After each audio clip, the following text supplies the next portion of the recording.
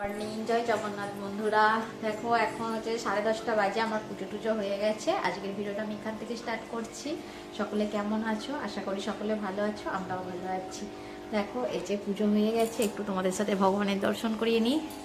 এই যে দেখো অনেকক্ষণ ধরে পুজো করছিলাম, তার মধ্যে আবার বরের একটুখানি কাজে হাত লাগাতে হয়েছে, সেই কারণে আমার সব কাজে আজকে দেরি। আরে ভাবি বৃহস্পতিবার একটু তাড়াতাড়ি পূজা আচা করবো। আর বাইরের পরিস্থিতি একবার দেখাই, বাইরের পরিস্থিতি আজকে তো দরজা খোলাই যাচ্ছে না। এখানেও ঘর দিয়ে বসিয়ে দিয়েছি।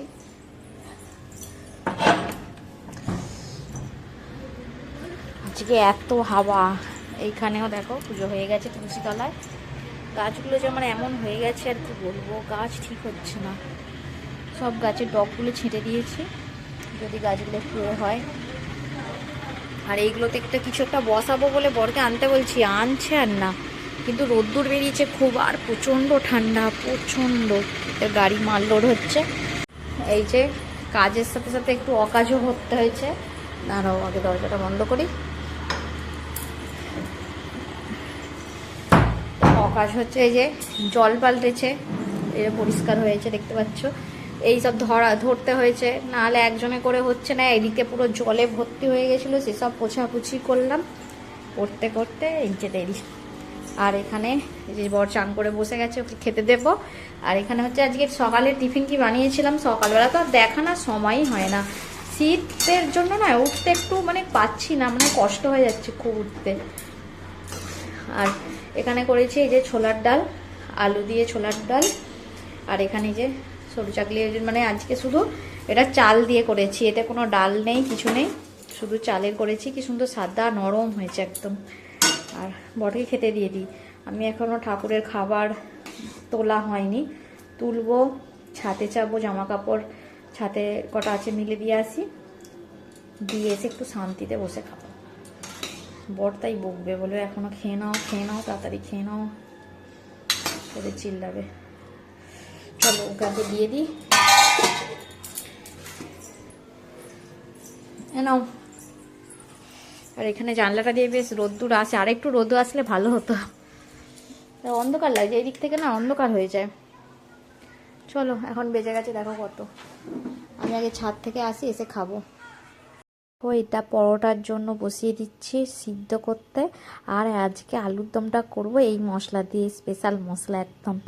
একবার বানিয়ে খেয়ে দেখো, এত সুন্দর টেস্ট হয় বন্ধুরা। আলুর দম হচ্ছে, আলুটা একটু বেশি বেশি, একটা দুটো আলু গলে গেছে, তার জন্য এমন হয়ে গেছে। ভেজেছিলাম আলুটা, আরও বেশি রকম হয়ে গেছে। আর এই যে ভাজা মশলাটা গুঁড়ো করে রেখেছি এই যে। আর এখানে চাল আর কাজু বাদামটা গরম জলে ভিজিয়ে রেখেছিলাম। আর এটা হচ্ছে যে পুর হবে। আর চলো এটাতে এখন জল ঢালি। কিছু কাজ হয়নি, 1টা বাজতে গেল। আলুর দমটার মধ্যে জল দিয়ে দিচ্ছি। আর আজকে আলুর দমটা একটু বেশি করেই করেছি, রাত্রিরে শুধু খাওয়ার জন্যই। এত ঠান্ডা পড়েছে, ঠান্ডার মধ্যে আর রাতে রান্না করতে ইচ্ছা যায় না। তারপরে পরোটাটা করব, তার জন্য পুরের জন্য রেডি করছি। সাদা তেলের মধ্যে একটু জিরে, আদা আর হিং ফোড়ন দিয়েছি। কাঁচা লঙ্কা দিলাম না, ছেলের অসুবিধা হয় খেতে। তারপরে সবজিগুলো দিয়ে একটু নাড়াচাড়া করে লঙ্কা গুঁড়ো, হলুদ গুঁড়ো, নুন আর একটুখানি জিরের গুঁড়ো দিয়েছিলাম, ধনের গুঁড়ো দিয়েছিলাম, দিয়ে ভালো করে এটা ম্যাশ করে নিচ্ছি। পুরো শুকনো শুকনো করে নেব। আর একটু চিনিও দেবে বন্ধুরা। তারপরে যে ধনেপাতা দিলাম, আর যে ভাজা মশলাটা করেছিলাম আলুর দমের জন্য, সেটাও দিয়েছিলাম। দিয়ে ওটা তারপরে পুরটা নামিয়ে নিলাম। তারপরে দেখো গরম করে এর মধ্যে একটু 1 চামচ ঘি দিয়েছি। এর মধ্যে কাজু বাদামগুলো ভেজে নেব। কাজু বাদামগুলো অল্প একটু ভেজে নেওয়ার পর এই যে কিশমিশটাও দেব। কিশমিশটা দিয়েও একটু ভেজে নেব। ভেজে নিয়ে তারপরে এর মধ্যে আমি হচ্ছে যে তেজপাতা আর এলাচ ফোড়ন দিয়েছিলাম, সেটা যাই হোক দেখাতে ভুলে গিয়েছি। তারপরে এই যে গাজরগুলো দিয়ে দিয়েছিলাম। বেশি ঘি দিইনি, আমি অল্প ঘিয়ের মধ্যেই করেছি। আর এটা অল্প ঘিয়ের মধ্যে করলেও হয়ে যাবে।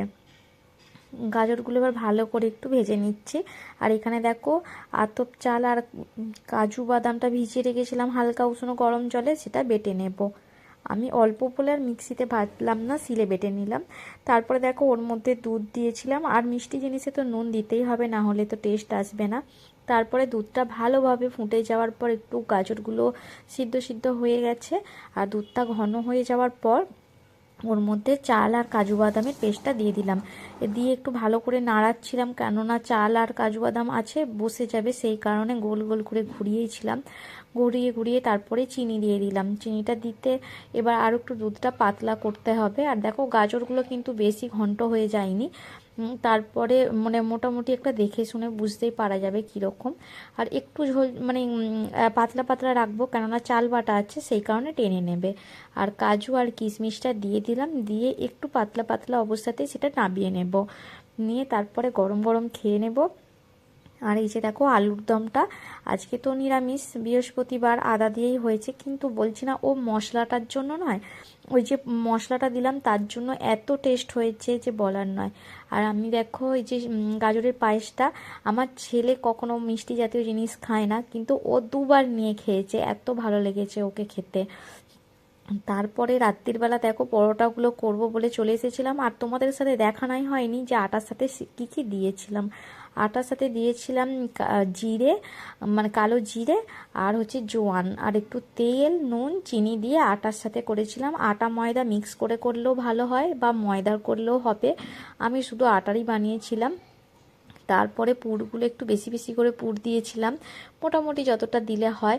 পুর দিয়ে দেখো একটু ভালো করে তেল দিয়ে, দুদিকে তেল দিয়ে ভেজে নিচ্ছি। আর পরোটাগুলো মানে আলুর দমের সাথে খেতে এত ভালো লাগছিল, আলুর দমটা নিরামিষ হয়েছে বলে মনেই হচ্ছিল না। বন্ধুরা, আমার এই তিনটে রেসিপি তোমাদের কেমন লাগলো অবশ্যই কমেন্টে জানাতে ভুলো না। আর আজকের ভিডিওটা অনেকটাই ছোট বানিয়েছি, তোমরা অবশ্যই ফুল ভিডিওটা ওয়াচ করো, আর ভালো ভালো কমেন্ট করো, আর আমার পাশে থেকো। তোমাদের কেমন লাগলো অবশ্যই কমেন্টে জানিও। Tata, bye bye, good night, জয় জগন্নাথ।